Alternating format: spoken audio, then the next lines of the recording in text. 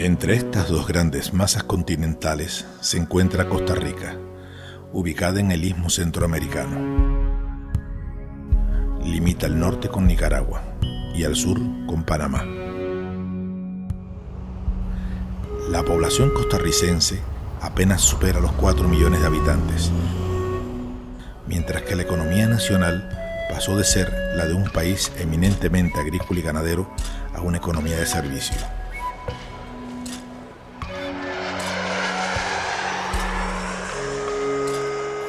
Su territorio, con 51.100 kilómetros cuadrados, alberga 8 etnias indígenas, entre las cuales se encuentran los Maleku.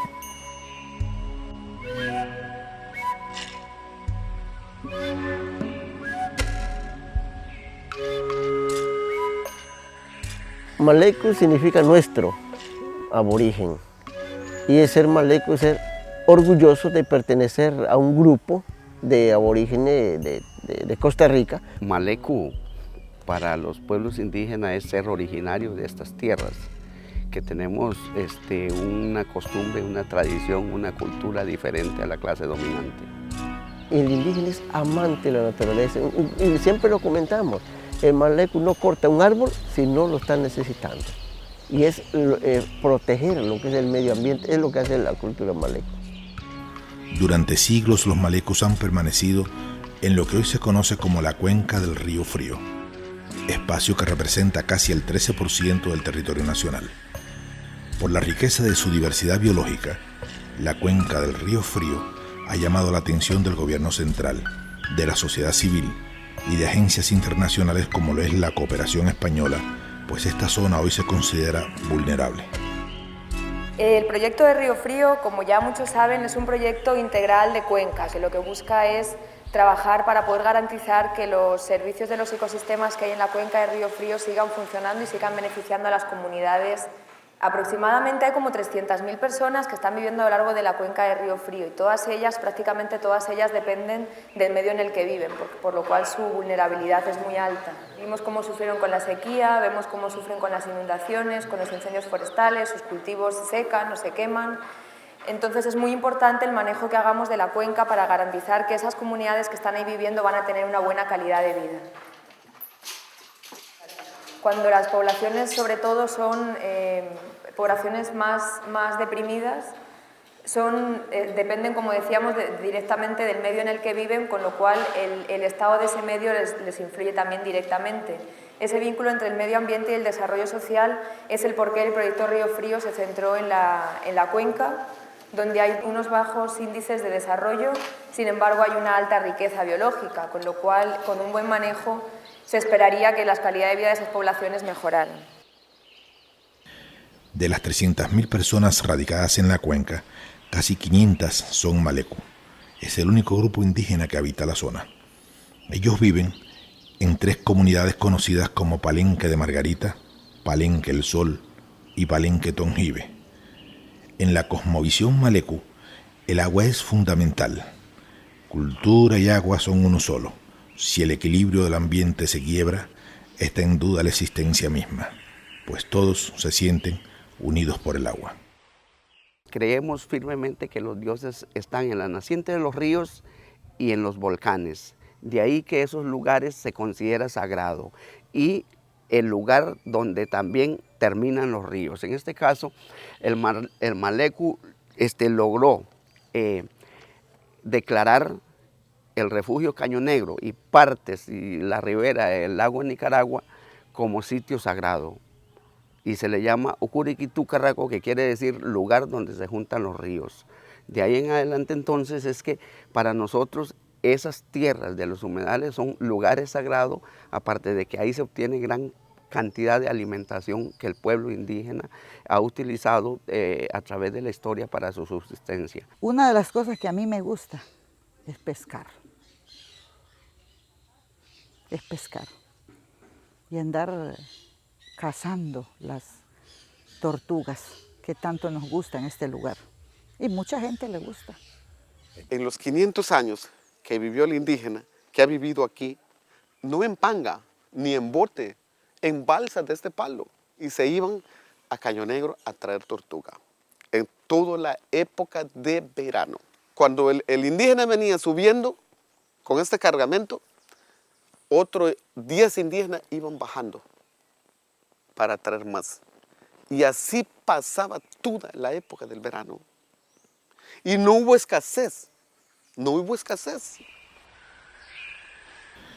En el humedal Caño Negro, cuenca baja del río Frío, el Malecu desarrolló centenarias tradiciones culturales como lo es la caza de la tortuga, la pesca y la navegación fluvial. Hoy, esta es una gran área protegida administrada por el Estado. El Malecu tiene dificultad para obtener el permiso de pesca en el humedal y considera que las prohibiciones lesionan su integridad cultural. Nosotros como pueblo indígena sabemos totalmente las prácticas ancestrales, cómo los indígenas conservaban la naturaleza en esos refugios de Caño Negro. Estos frágiles humedales han sido realmente erosionados por la situación que se da en cuanto a tala de árboles, la matanza de animales.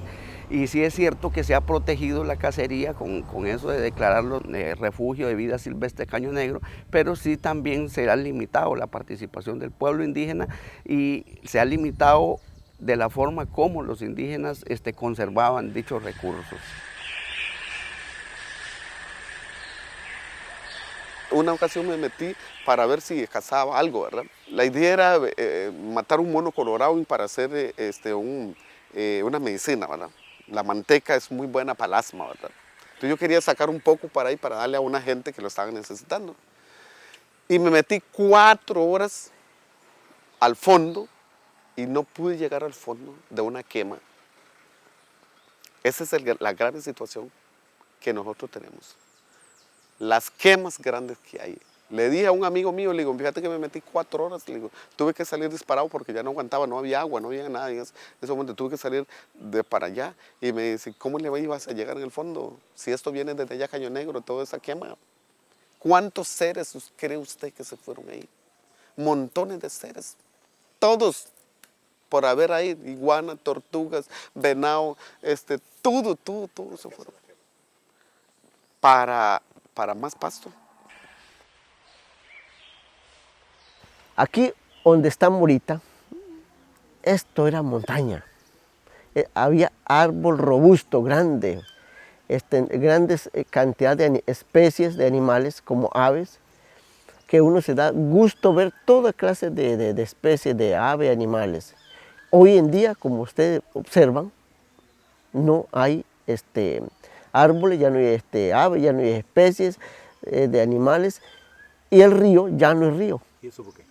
El río ya se convirtió en quebrada, porque cuando yo tenía 20, 19 años, aquí no había finquero que no sea indígena, solo era malecu. Y el malecu, como al inicio dije, es amante de la naturaleza. Y el malecu no corta un árbol por destruirlo, sino porque quiere cocinar algo, quiere hacer sus alimentos o para construir su casita. Entonces, hoy en día, ¿qué pasa? Los grandes finqueros que no son indígenas, lo que les interesa es el pastoreo, ganado. Entonces, cortan, tala el árbol, y entonces el agua cada día se va alejando de la comunidad. Costa Rica tiene 24 territorios legalmente definidos como reservas indígenas. Son 327.825 hectáreas. Representan todas ellas el 6.5% del territorio nacional. La ley indígena de 1977 dice que las reservas son inalienables, imprescriptibles, no transferibles y exclusivas para las comunidades indígenas.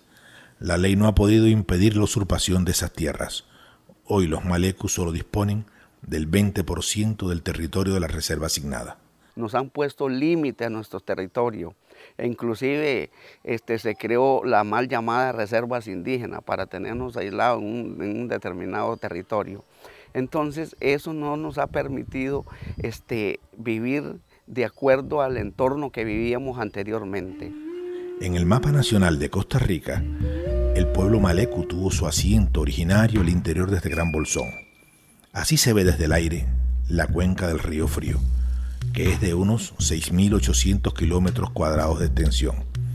En las faldas del volcán Tenorio nace el Río Frío para irrigar a su paso la cuenca de igual nombre.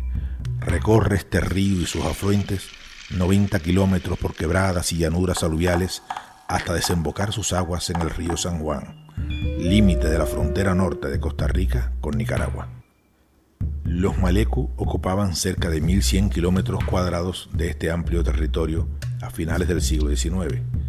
Estaba cubierto de bosques y humedales, con una alta diversidad de plantas y animales. El ecosistema desempeñaba un papel esencial en la supervivencia de la población nativa. Al interior de la cuenca del Río Frío, la tradición oral malecu habla de que existieron 17 palenques, muy cerca unos de otros, en un radio de apenas 8 kilómetros.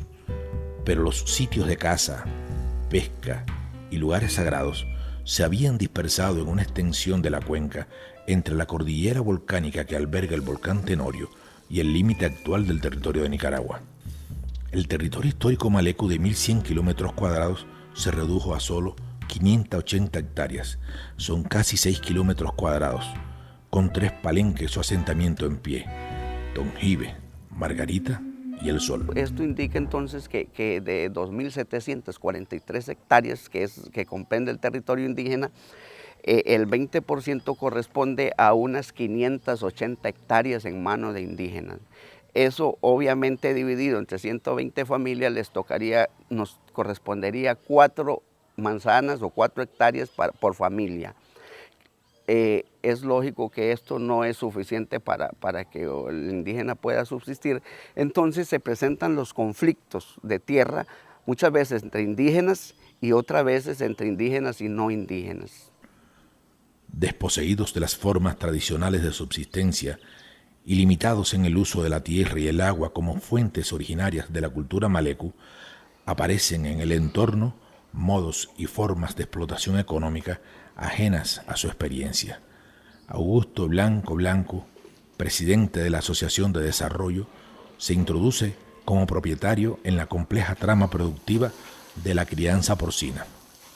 La leche, la carne de res, el queso, las carnes embutidas y todo eso, nunca lo comía. Nunca comí nada de todas esas cosas. Comía pescado, tortugas, iguanas, ardilla. Hay un que la gente le llaman decir que son ratas, pero que no son familias de ratas que hay dentro de la tierra, que se llaman taltusa, ¿va? Yo comía taltusa, gallinas de monte, ¿va? ¿Qué más le voy a decir? Cuzuco. Poquito comí chancho de monte, pero sí comí un poquito, ¿verdad? Pisote, ¿va? Mono colorado. Todo eso era lo que yo comí, ¿verdad? En fogones rústicos y con una base alimentaria natural, libre de preservantes y agentes químicos, la cultura malecu se enorgullece de su tradición culinaria. Ellos afirman que los nutrientes obtenidos del bosque y del río les permite gozar de una buena salud. El pescado, las tortugas, pero vuelvo a decir, el pescado y las tortugas, que eso es un alimento pero tan delicioso. Todo lo que es carne de monte, que eso es muy saludable, no es como comer un poco de carne de res o carne de cerdo. No tengo colesterol, no tengo presión alta, no soy diabético. Me he hecho el examen de la próstata también, estoy bien, gracias a Dios, ¿va? Entonces, por ahí más o menos yo creo que quiero estar un buen rato, ¿va? A los malecos no les gusta comer los peces de mar. El pescado puede ser de cualquier tipo de pez. Por ejemplo, tenemos que es el sabalete o sábalo que conocen aquí. Este es muy pequeño, ¿verdad? Cuando lo tenemos, bueno, lo lavamos, quitamos la escamita, lo hacemos en pedacito. Luego buscamos una hojita de plátano. Hay otra hoja muy especial. Ponemos esto aquí, luego el pescado aquí, luego hacemos esto, luego acá y acá. Amarramos con algo y lo ponemos al fuego para que ya esto venga quedando así. El alimento del pescado que se huma, se hace en hoja, se envuelve en una hoja, se pone a cocinar en brasa. Al quemarse todo esto, está en negro, esto nos va indicando que ya lo que está por dentro está cocinado. Eso también es rico, comerlo. El pescado ahumado. Mafuriseca. Majuriseca. El pescado, Esto es la comida, el platillo tradicional de los malecos. De hecho, tenemos al 100% esta cultura viva. Ustedes podrán escuchar tal vez alguna variación en el lenguaje, porque somos 3 comunidades indígenas. Otros le podrán, en Tongibe, por ejemplo, le dicen mauriseca. Aquí decimos mafuriseca y en el Sol dicen mafurisejeca. Son 3 palenques, por lo tanto tenemos una pequeña variación en la pronunciación, pero es la misma cosa. Y esto le puedes acompañar con yuca, con plátanos. Por ejemplo, ahorita estoy cocinando los bananos. El machaca, en indígena, es el maduro, que se cocina, se prepara y se toma. Es una rica bebida que me enseñaron mis abuelos. Por lo general el maleco alimenta a su hijo con plátano batido, con la bebida de plátano batido en vez de leche. De hecho, tengo 2 hermanos que nunca probaron leche, nunca les gustó la leche, se les compró leche y solo plátano batido. Nuestra cultura se mantiene viva de la forma en la alimentación, sobreviviendo de la pesca. Consumimos mucho el pescado, el iguana, las tortugas, que lastimosamente ahora nos lo han negado, ¿verdad? Nos han quitado los permisos para lo que se llama la cacería, más que todo. La pesca se da todavía, pero es la forma de sobrevivir los malecos y sobre todo también con tubérculos. Además del alimento, aprecian su lengua como un factor clave de supervivencia.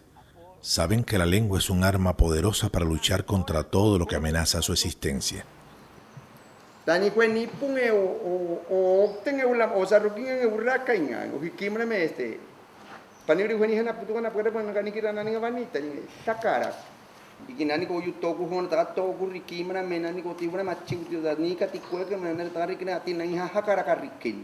meta que yo tengo es que el indígena no pierda el idioma, no pierda su cultura, no pierda todo lo que es la tradición auténtica de un maleco.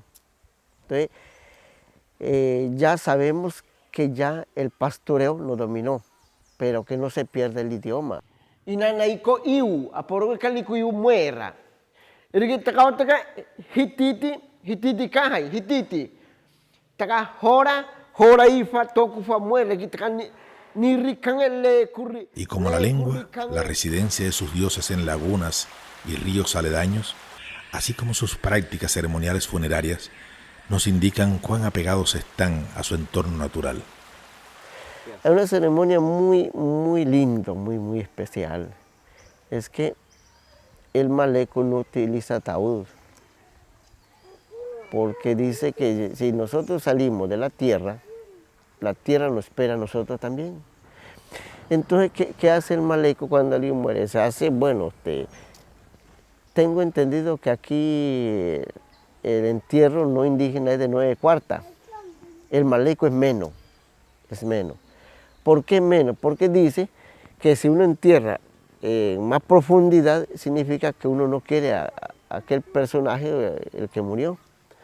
Y además tiene que estar, hacer un ritual de 1 mes, 2 meses para el señor que falleció. ¿Por qué? Porque significa que uno tuvo grande amor y agradecimiento con lo que fue aquella persona. Y también el cementerio maleco no está como el cementerio comunal costarricense, diría yo, que no son malecos, que es un solo cementerio. El maleco lo hace en la orilla de la casa o dentro de la casa. Cuando un maleco muere, se busca una hojita, se maja la hoja y se baña, porque dicen que se va a purificar. le meten adentro de la caja cuando lo ponen palitos de yuca. Si hace redcita, se le pone una red, se le pone unas cosas, unas plumas en la frente y se va. Si muere ahorita una persona, ahorita, ¿verdad? Entonces ya murió hoy, ¿verdad? Mañana a las 4 de la mañana hacemos el entierro nosotros. Nosotros no enterramos al instante. Hasta las 4 de la mañana estamos enterrando.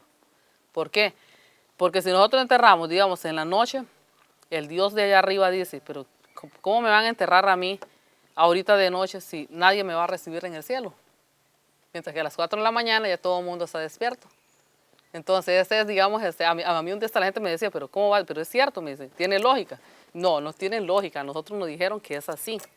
Yo un día le decía digamos, a mi abuela cuando estaba en vida, abuela, le digo, pero a mí nadie me garantiza eso.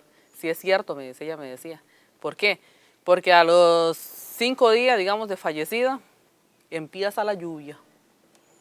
Y eso, o sea, como le digo, que yo lo he comprobado. Empieza ese aguacero, esa tormenta y eso todo, ¿verdad? Empieza ahí, la gente empieza a decir, pero ¿qué será lo que está pasando? Entonces la gente dice, sí, ya están en la fiesta allá arriba. Entonces nosotros mismos también alistamos una chicha y a toda la comunidad indígena de aquí, ¿verdad? De Palenque Margarita, donde fue, digamos, la persona que se fue, se le invita a toda la bebida. Mis abuelos me decían a mí que hay un toco, ¿verdad? El toco está en la cabecera de los ríos. Ellos están ahí, el toco, ¿verdad? Y que uno tiene que hablarle a ese toco. Pedirle que le acompañe, que le guarde. Cuando estaba mi abuelita, ella le pedía al dios Toku y le decía, bueno, en maleco le decía Toku, Toku, nangatonillo ton hula bueno, que me traiga banano, que me traiga arroz, X cosa, ¿verdad? Entonces, ya digamos, al otro día nosotros íbamos a ir a montear y en el camino estaba X animal. Eso se lo había puesto Dios a ella, ¿verdad? Se lo había puesto Dios. Entonces, ella ahí mismo, ella hacía una oración y decía, gracias Dios por lo que usted me está dando aquí y lo que yo te dije ayer que me diera, aquí me lo tenés en el camino. Toku es un dios, ya traducido en el español. Se dice que es un ser que llegó de nada y es el que hizo la tierra, el árbol, la naturaleza, todo lo que nuestros ojos ven. Costa Rica ama la naturaleza entrañablemente. Por ello los costarricenses todos han de volver su mirada hacia los pueblos indígenas. Sus tradiciones y prácticas de vida son fuentes de conocimiento a favor del equilibrio entre el ser humano y su ambiente. Los malecu, en tanto, deberán ser tenidos en cuenta, pues cada etnia que deje de existir en América marca una pérdida inestimable para la supervivencia humana.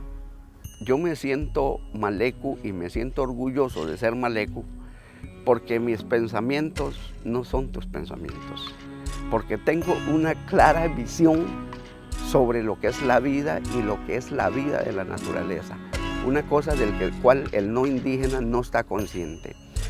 Yo me siento orgulloso de ser malecu porque pertenezco a una cultura y que somos originarios de estas tierras. De ahí que a mí me han preguntado, mira, ¿de dónde vinieron ustedes? Yo siempre le he contestado a la gente, dígame de dónde viene usted, porque ya nosotros estábamos.